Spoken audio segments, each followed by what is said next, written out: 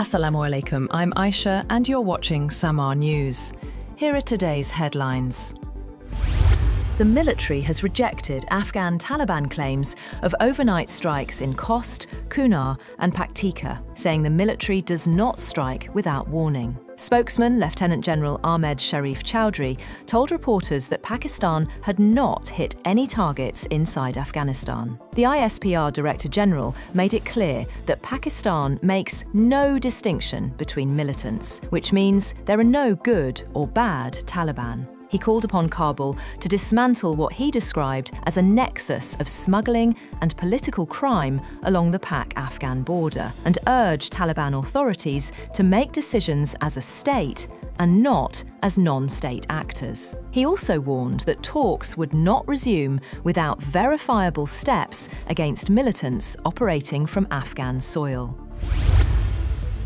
President Donald Trump says the Ukraine war is very close to a settlement. He used the annual Turkey pardoning ceremony to say that he has ended 8 wars in 9 months and is now working on the final one, though it has taken longer than he expected. Trump claimed around 25,000 soldiers have been lost in the past month and said the sides are making steady progress toward a deal. His remarks came shortly after Ukrainian President Volodymyr Zelenskyy said Kyiv is ready to move ahead with a US-backed peace deal. In remarks to European partners, he said he plans to discuss its sensitive points directly with President Trump and urged Europe to agree on a framework for a reassurance force to support Ukraine while Russia continues its war. Earlier, Ukraine's national security chief said, Ukraine's national security chief says President Volodymyr Zelenskyy could travel to the United States in the coming days to finalize a deal with President Donald Trump to end the war with Russia. Rustem Umerov said Kyiv is working to arrange the visit as soon as possible. On the other hand, Russia's Sergei Lavrov says any amended US peace plan for Ukraine must match what Presidents Putin and Trump agreed at their Alaska summit. He told reporters Moscow had welcomed an initial draft and is now waiting for a revised version after US talks with Kyiv and Europe. Russia has launched a new barrage of drones and missiles at the Ukrainian capital Kyiv, killing 6 people, wounding 13, and disrupting electricity and heating systems. President Volodymyr Zelenskyy said Russian forces launched more than 460 drones and 22 missiles. It was the second major Russian strike on Kyiv this month. Ukrainian air defense units shot down 22 missiles and 464 drones, the Air Force said. French President Emmanuel Macron has said that US President Donald Trump's peace plan needs improvement to make it acceptable for Ukraine and Europe. Macron says it's an initiative that goes in the right direction, towards peace, adding, however, that there are aspects of that plan that deserve to be discussed, negotiated, improved. Macron added that only the Ukrainians could decide what territorial concessions they are ready to make.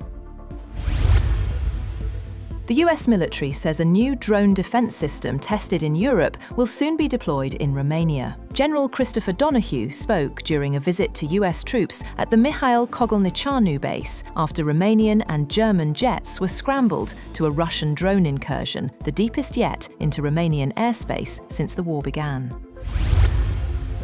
Russian President Vladimir Putin was given a colourful welcome in Bishkek that featured traditional dress, Taigan dogs, golden eagles and horsemen. He was received by Kyrgyz President Sadir Japarov. The two will hold talks on Wednesday ahead of a CSTO summit later in the week. Call me anytime was the message Japanese Prime Minister Sanae Takaichi says she has received from US President Donald Trump in their first phone call since Tokyo's leader sparked a major diplomatic bust-up with China. Trump has not commented publicly on the dispute between Japan, a key US security ally, and rival superpower China, a silence that analysts say will be concerning to some officials in Tokyo. In brief remarks following her call with Trump, Takaichi sought to dispel any concerns that the US president did not have her back. The Trump administration has ordered a sweeping review of all refugees who entered the United States under former President Joe Biden, including a halt on processing permanent residence applications. The review could affect roughly 200,000 individuals admitted between January 2021 and February 2025. An internal memo from the US Citizenship and Immigration Services Director, dated November 21st, revealed the order for a comprehensive review of refugees admitted under Biden. According to the memo, the review will include re-interviews to ensure all individuals meet refugee criteria.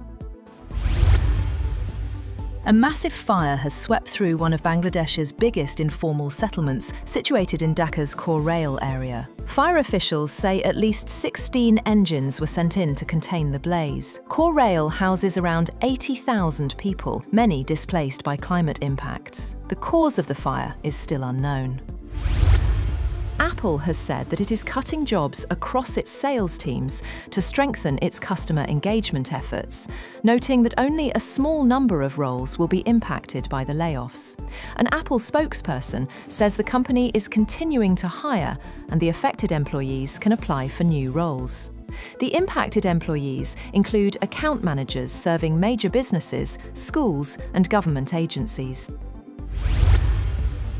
And a Chinese dance drama portraying the Nanjing massacre has been staged in Paris, revisiting the 1937 killings through the story of writer Iris Chang. The production drew strong reactions from audiences and guests who called the depiction powerful and urged continued dialogue in Asia amid renewed tensions over Japan's wartime history. That's all for now. For more updates, visit www.samar.tv. Thank you for watching Samar News.